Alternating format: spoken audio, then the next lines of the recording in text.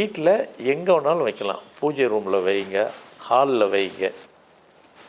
எதுக்கு வைக்கணும்? பிஸ்னஸ் பண்ணுறீங்களா, பிஸ்னஸ் செக்டரில் டேபிள் போட்டிருப்பீங்க, அங்கே வைங்க.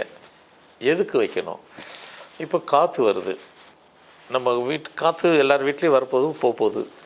இந்த காற்று மூலயமா தான் நல்ல விஷயங்கள், நல்ல இதெல்லாம் உள்ளே அதுக்குள்ளே தான் வரும். சில திருஷ்டிலாம் உள்ளே வருது அப்படிலான்றீங்களா, காற்று மூலயமாக தேவையில்லாத சில அந்த டெவிலுக்கு சம்மந்தப்பட்ட சில இதெல்லாம் இருக்கும்.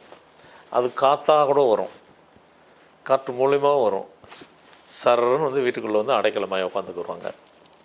அந்த ஏவல் பில்லி. ஆமாம், அதெல்லாம் நம்ம நினைக்கிற எல்லாம் உருவம் மாதிரி இருக்கும், கண்ணுக்கே தெரியாமல் இருக்கும். காற்று மூலயமா வந்து காற்றுல வந்து வீட்டுக்குள்ளே உட்காந்துக்கிறோம்.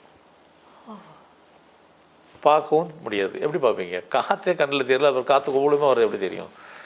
அப்போ காற்றுக்குள்ளேயே வந்துட்டு காஸ்மிக் எனர்ஜின்னு ஒன்று வரும். எல்லாம் பிரிவு அதுக்குள்ளே நிறைய இருக்குது. காற்றுக்குள்ளேயே நம்ம வெறும் காற்றுன்னு நினைக்கிறோம்.